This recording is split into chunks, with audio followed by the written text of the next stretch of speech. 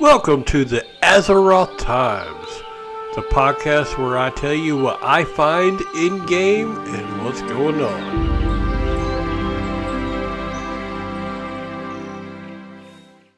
Hello, welcome to another edition of the Azeroth Times. I'm reading this guide to the Shadowlands Prepatch Event, Death Rising and Scourge Invasions. So I'm going to kind of read over this and kind of let y'all know what's going on in game, because I didn't really hear about this. I heard a couple podcasts or something mention it, but they didn't really talk too much about it. So here I am.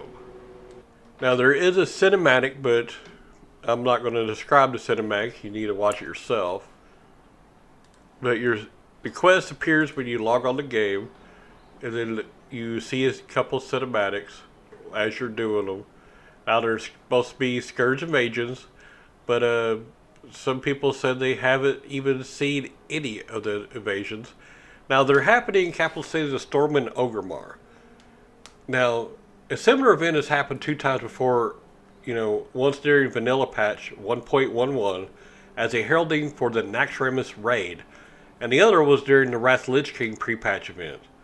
Now, zombies are infecting players. You can either find an Argent healer or succumb to the infection and become a zombie.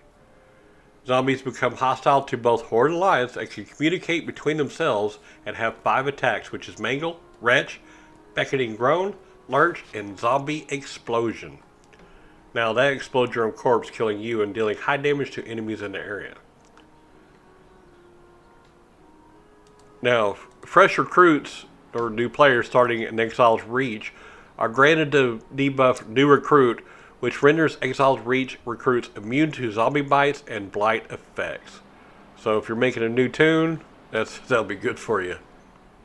Now in the first week of the event, both the Horde and Alliance will have several leaders abducted by Jailer's forces, Edwin Wren and Jaina Proudmoore from the Alliance, and Thrall and Bane Bloodhoof from the Horde. Part 1, the Death Rising questline, is different for the Alliance and Horde, but they kind of mirror each other. Now, on this guide, it tells me what both Horde and Alliance quest name is, and they both do the same thing. They might be worded different or whatever, but they're the same quest for both. Like an urgent request is both on both sides, and it's the auto thing. As soon as you sign in, it comes up, and it unlocks a daily called the Safety of Others. And then Cause for Distraction is a cinematic. Return of the Crusade introduces players to the Argent Crusade presence in their capital cities, including the Argent Crusade quartermasters. Build reports. It's just a quest. Damned Intruders, a quest. Return of the Scourge. It unlocks the quest a Thanos Blightcaller. I think that's the one to go fight him. Banshee's Champion includes a cinematic, a message from Icecrown. Initial Icecrown dailies are now accessible. Securing the area, and then a Valiant Effort and a Valiant Effort on both. First non-daily quest to reward Argent Commendation. Scouting from a safe distance and advancing the effort, which unlocks the first set of dailies in Icecrown via Icecrown effort. And then, week 2, part 2 of the Death Rising unlocks the second week, and it's mostly the same for Alliance and Horde. During this week, we head to the Argent Turbine Grounds, where we help the Argent Dawn investigate the invading Scourge, earn a lot more Argent Commendation that we are able to turn in for reputation, and unlock the event's first dailies in Icecrown.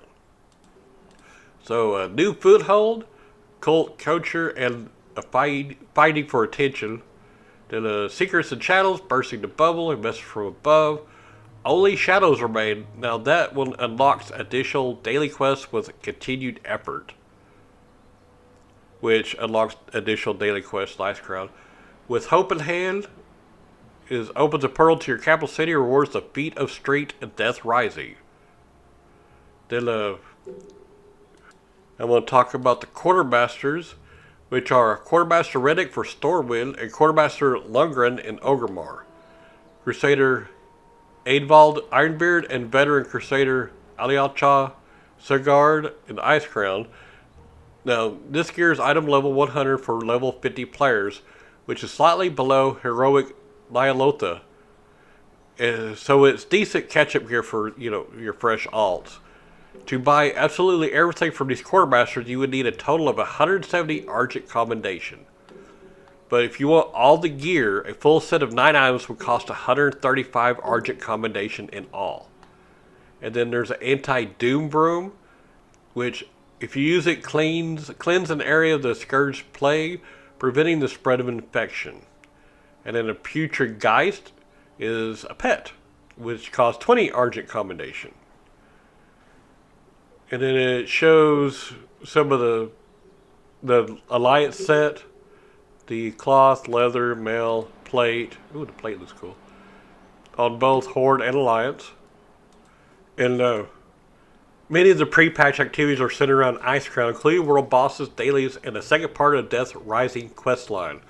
Ice Crown itself has changed, so you cannot do Argent Tournament dailies during the pre-patch event quest. And now there's Chilling Winds, which it affects every player with a debuff that inflicts frost damage every 10 seconds. But there are bonfires that have lit all around the Argent Crusade.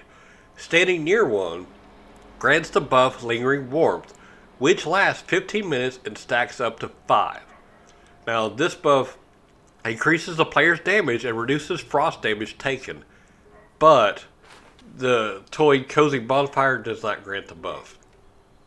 Taking damage interrupts the cast and occurs often enough to prevent using your Hearthstone, forcing you to stand next to a bonfire if you want a hearth while the debuff is up. Ooh.